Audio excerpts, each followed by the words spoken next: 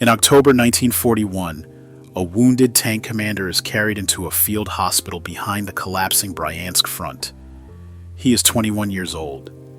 A German shell has struck his T-34, and the blast has torn into his left shoulder and arm. He made part of the way to the rear on foot. Through forest, the Wehrmacht was closing around, past columns of men who would soon be captured or dead. The Battle of Bryansk would cost the Red Army more than 500,000 prisoners in 3 weeks. He was one of the men who got out. He reached a hospital bed, and that bed is where this story actually begins. His name was Mikhail Timofeyevich Kalashnikov. He was a senior sergeant, a tank man, not an engineer, not a scientist, not anyone the Soviet state had marked for anything in particular. He held no university degree.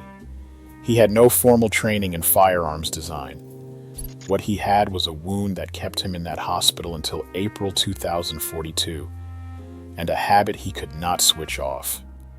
He listened to the men in the beds around him, and he could not stop turning over what they said.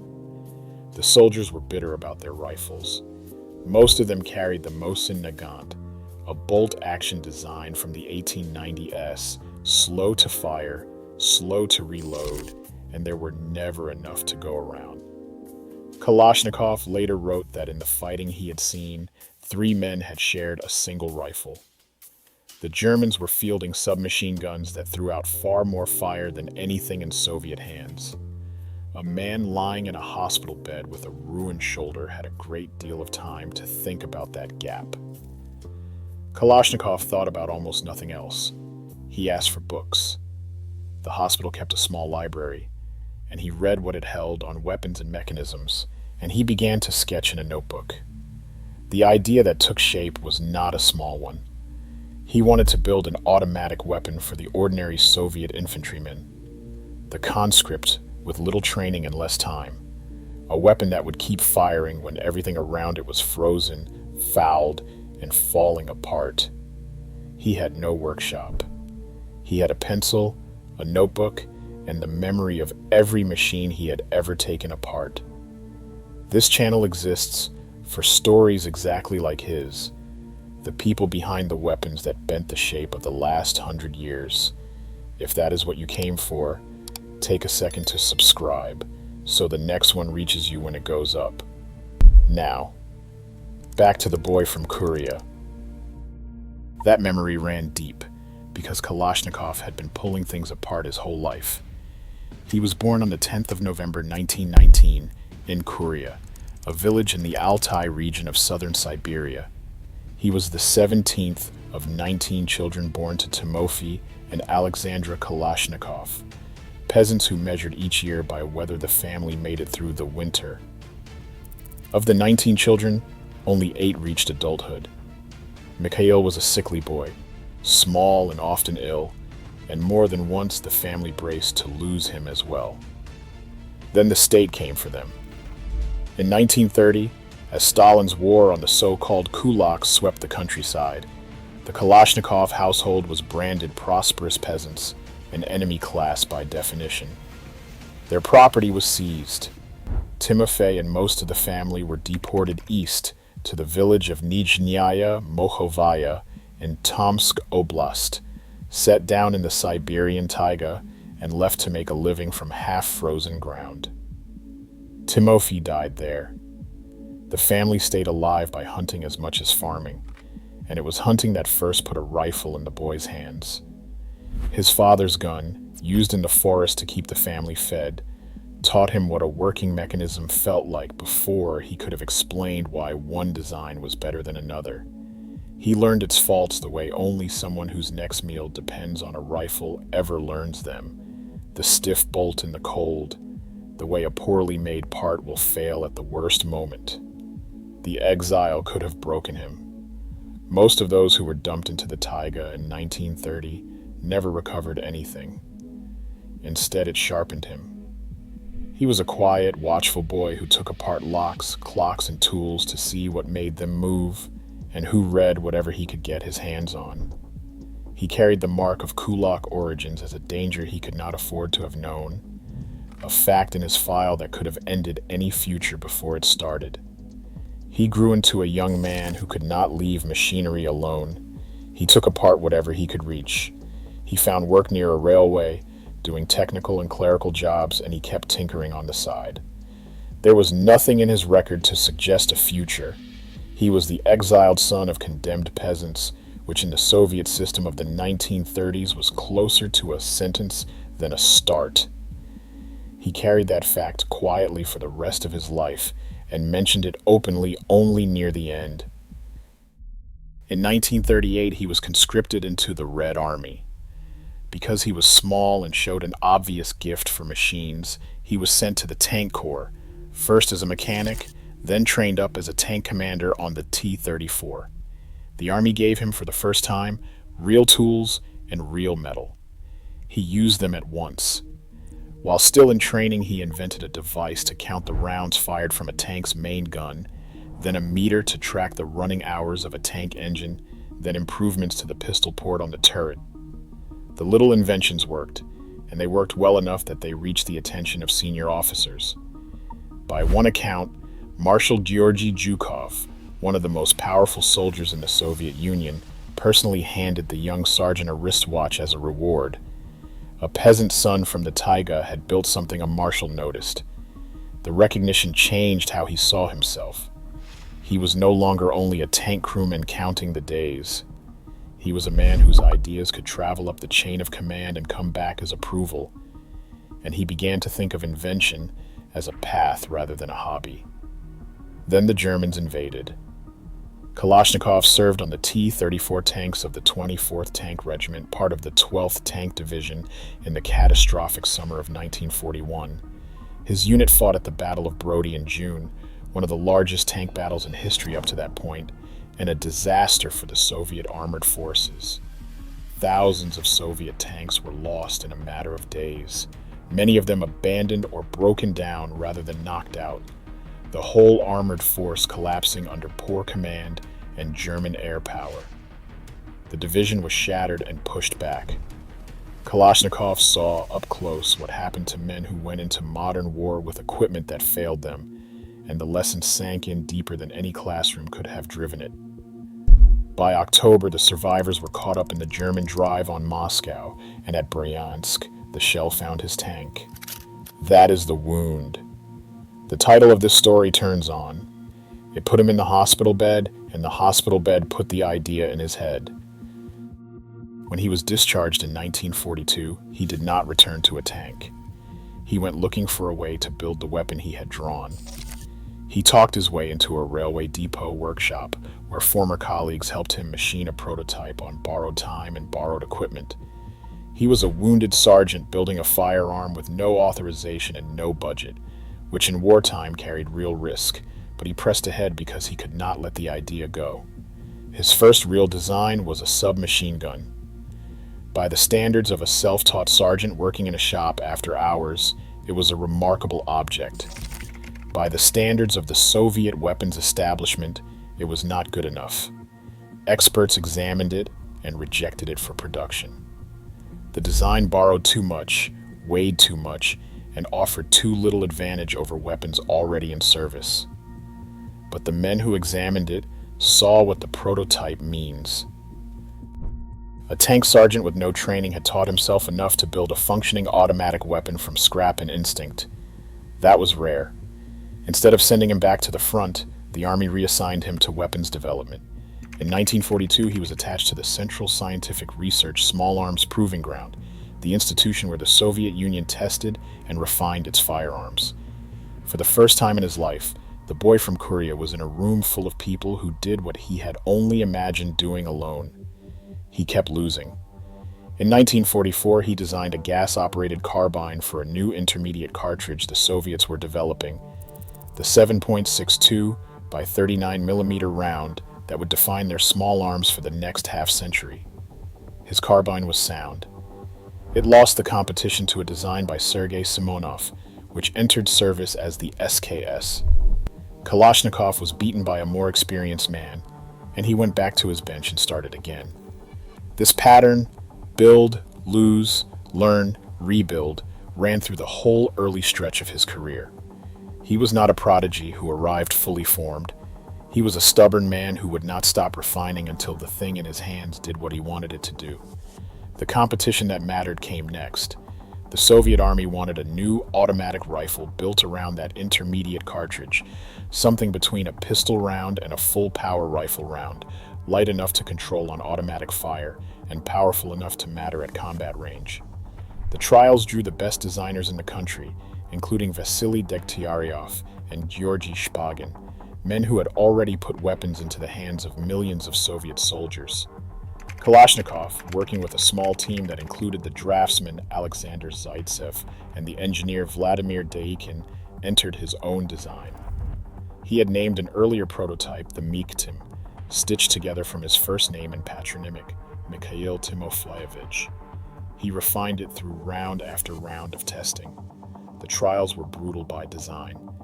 The competing rifles were dragged through sand, soaked in water, caked in mud, and fired until they were filthy, because the army wanted to know which weapon would still work after a soldier had done everything wrong with it. Zaitsev pushed Kalashnikov to rework the internal layout between rounds, and the two of them kept stripping the design back towards simplicity, cutting parts, opening up clearances, making the rifle cruder and tougher with each revision. Where rival entries choked on the abuse, the Kalashnikov design kept cycling. The committee saw the difference on the test range, and it was the difference that decided everything. The weapon that came out of that process in 1947 was the Avtomat Kalashnikova, model of 1947. The AK-47. Degtyaryov and Shpagin, the veterans he had been measured against, looked at the sergeant's rifle and conceded that it was better than theirs. The exiled peasant's son had won. We are at the hinge of the story now, the moment a wounded sergeant's notebook sketch became the standard weapon of a superpower. If you are still with me, drop a comment telling me which country you are watching from. It genuinely helps these stories reach more people who would never otherwise find them. Then stay close, because what this rifle did after 1947 ran far past anything Kalashnikov set out to do. To understand why the AK-47 took over the world, you have to understand what Kalashnikov was actually building for. He was not building the most accurate rifle. He was not building the most refined or the most elegant weapon a machinist could produce. He was building a rifle for the man he had been at Bryansk, the cold, exhausted, half-trained conscript who would never clean his weapon properly and whose life would depend on it firing anyway. So he designed around failure instead of around perfection. The action was gas-operated, with a long-stroke piston driving a heavy bolt carrier that smashed through dirt and fouling rather than being stopped by it. The parts were cut to loose tolerances with deliberate gaps between the moving pieces so that sand, mud, ice, and carbon had room to collect without seizing the mechanism. Where a finely fitted rifle would jam when grit worked into it, the AK kept cycling because the grit had somewhere to go. The whole assembly came down to a handful of major moving parts, simple enough that a soldier could strip it, clear it, and put it back together in the dark, in a trench, under fire, with no tools and no training beyond a single demonstration. That design philosophy carried a cost. The early AK was heavier than it needed to be, less accurate than a tighter rifle, and rough around the edges. Kalashnikov accepted all of it, because reliability was the only specification that mattered to him. A rifle that hit the bullseye on a range but failed in the mud was, to a man who had watched soldiers die for want of a working weapon, no rifle at all. The AK would fire after being dragged through a swamp, buried in sand, left to rust, and never cleaned. That single quality, function under abuse, is the reason it outsold and outlived every weapon it competed against. The clearest proof came 2 decades later in the jungles of Vietnam. American troops arriving with the early M16 found that their rifles fouled and jammed in the heat and damp. Sometimes at the exact moment a man needed it to fire. A failure traced to changed propellant, a lack of cleaning gear, and barrels that had not yet been chromed. Across the tree line, the North Vietnamese and the Viet Cong carried AK-47s that came out of mud and monsoon and simply worked. Stories spread of American soldiers picking up captured Kalashnikovs because they trusted them more than the rifle their own army had issued. The contrast became one of the most discussed lessons in modern small arms. A weapon that was less precise on paper had beaten a more sophisticated one in the only test that counts: the test of whether it fires when a frightened man pulls the trigger in the worst conditions imaginable. Kalashnikov had designed for that test from the start, because he had lived it. In March 1948, Kalashnikov was sent east to Izhevsk in the Ural Mountains to oversee production of the first experimental batch. Izhevsk had been making weapons since the time of the Tsars, a closed industrial city devoted to arms. He moved there to put his rifle into metal at scale, and he never left. He lived and worked in Izhevsk for the rest of his life, turning down the chance to move to Moscow more than once.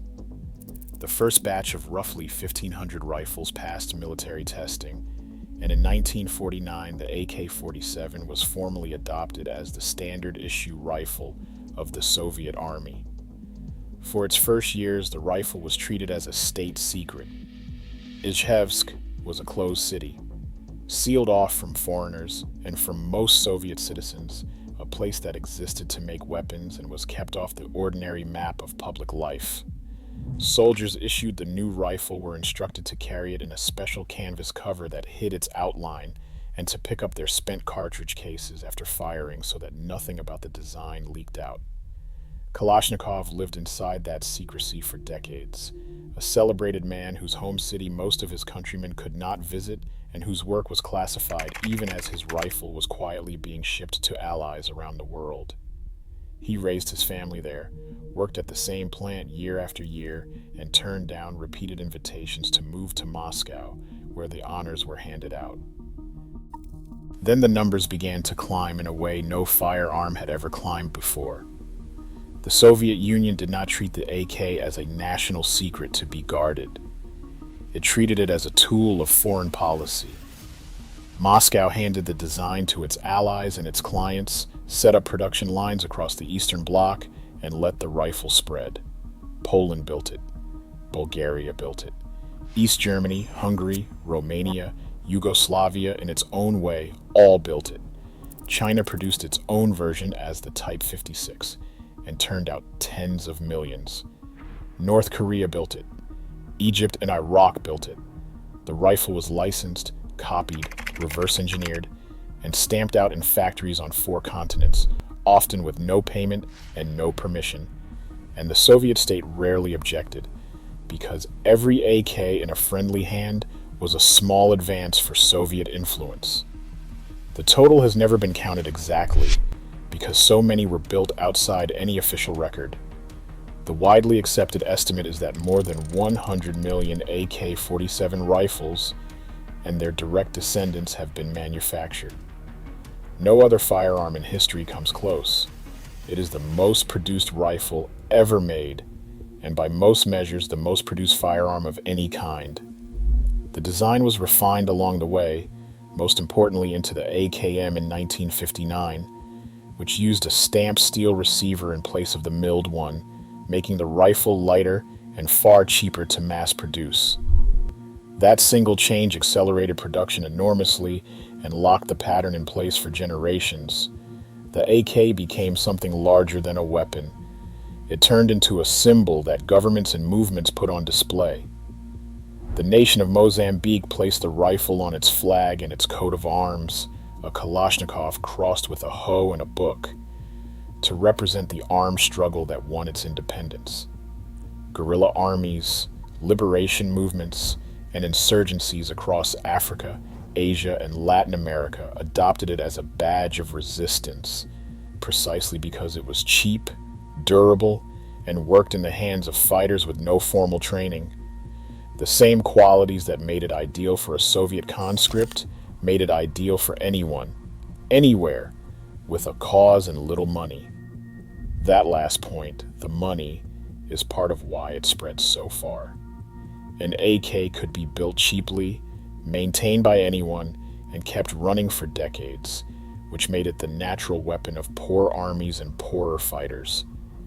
In Afghanistan in the 1980s, Soviet soldiers and the mujahideen who fought them carried versions of the same rifle, and when the Soviets left, the country was awash in them.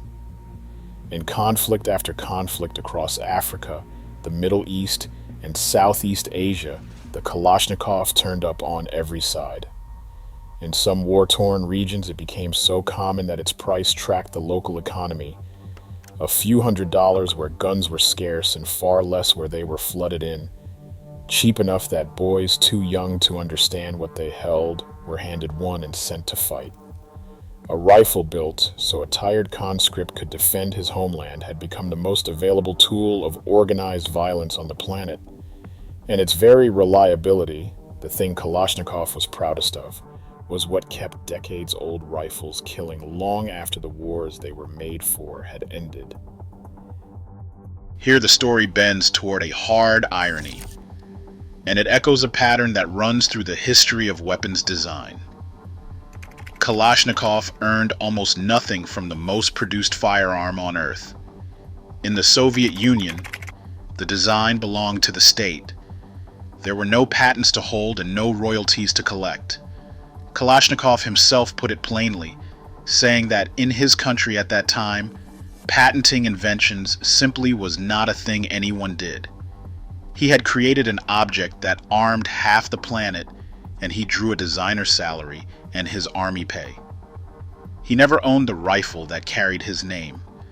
The state owned it, the world copied it, and the man who drew it lived on a government pension in a provincial city in the Urals. It is a pattern that runs through the history of firearms again and again. The person who solves the hard mechanical problem rarely captures the money it creates. A few decades earlier, an American named John Browning had sold rifle designs to Winchester for flat fees, while the company collected on millions of units for a century. Behind the Iron Curtain, a Czech designer named Kauki drew one of the finest pistols of the age and watched factories across the world clone it without paying him a crown, because his own government had stripped the design of any protection abroad. Kalashnikov sits at the far end of that line, the man whose work spread widest of all and who held the weakest claim to it of anyone. The genius and the fortune almost never end up in the same pair of hands. What the state gave him instead was honor, and it gave that generously. He was named a hero of socialist labor twice. He received the Stalin Prize and the Lenin Prize. He was awarded the Order of Lenin more than once in a long row of other Soviet decorations. He rose through the ranks until he held the rank of lieutenant general, an extraordinary climb for a man who had entered the army as a conscripted sergeant and never attended an officer's academy. He served as a deputy in the Supreme Soviet. After the Soviet Union fell, the new Russian Federation honored him too, naming him a hero of the Russian Federation and presenting him with its highest decorations. The boy the state had once exiled became, by the end, one of the most decorated men in the country that exiled him. He kept working into old age, designing the AKM, the AK-74 chambered for a smaller high-velocity cartridge, the RPK light machine gun, and the PK general-purpose machine gun, an entire family of weapons built on the principles his first rifle established. He was credited with the design of more than 150 types of small arms over his career. He gave the impression, in interviews, of a man at peace with his life's work, proud of the reliability his weapons were known for, insistent that he had built tools for defending his homeland and nothing more. Weapons design ran in the family. His son Victor followed him into the trade and became a small arms designer in his own right, working on submachine gun designs in the same tradition. And in his later years, the name that the Soviet system had never let him patent finally became a brand he could lend out. A vodka was sold under the Kalashnikov label, trading on the most recognizable name in firearms to move bottles of spirits. and after his death, the company that bore his name would put it on watches, umbrellas, and clothing. There is something bleak in that footnote. The man earned almost nothing from a rifle built 100 million times, and the closest his name came to a fortune was stamped on liquor and souvenirs. For most of his life, that was the story he told about the rifle's darker reach. As the AK turned up in every conflict, in the hands of child soldiers, terrorists, drug cartels, and warlords, journalists pressed him on whether he felt responsible.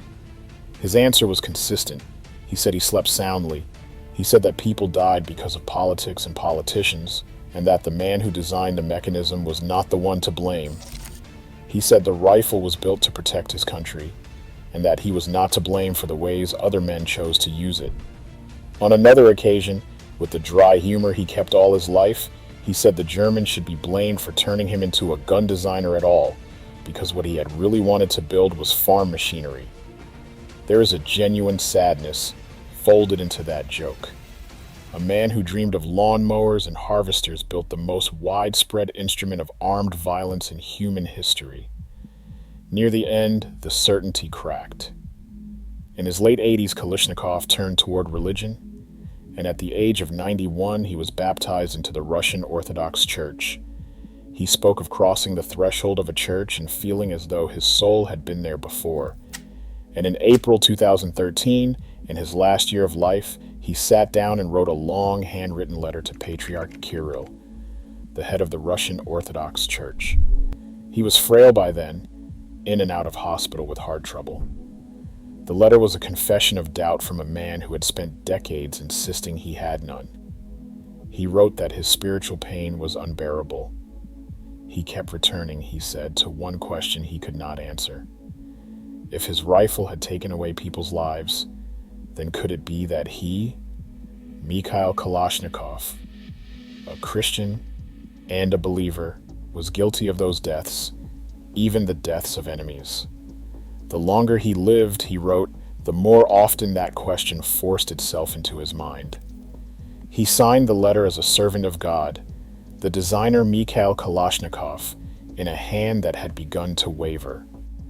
The Patriarch's office confirmed the letter was real and said Kirill had written back, telling the old man that when a weapon defends the homeland, the church stands with both the soldier who carries it and the man who made it. Whether that answer eased him, no one can say. He died not long after. Mikhail Kalashnikov died on the 23rd of December, 2013, in Izhevsk, the weapon city he had refused to leave. He was 94 years old. His funeral drew the highest honors the Russian state could offer, with President Vladimir Putin among those who paid respects, and he was buried at a national military memorial outside Moscow. The factory where he had built his rifles, once called Izhmash, was eventually renamed the Kalashnikov Concern, so that the name of the exiled peasant's son is now stamped on the company itself, not only on the weapon. Russia treated him as a national treasure to the end. Years earlier, President Putin had called the Kalashnikov a symbol of the creative genius of the Russian people, and the state buried him with the ceremony it reserves for its most honored figures, an honor guard carrying the coffin of the man whose initials are recognized in nearly every country on earth. Step back and look at the whole arc of it.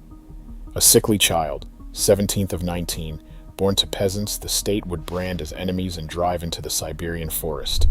A small, overlooked sergeant whose tank was wrecked in a losing battle in the worst year of the war.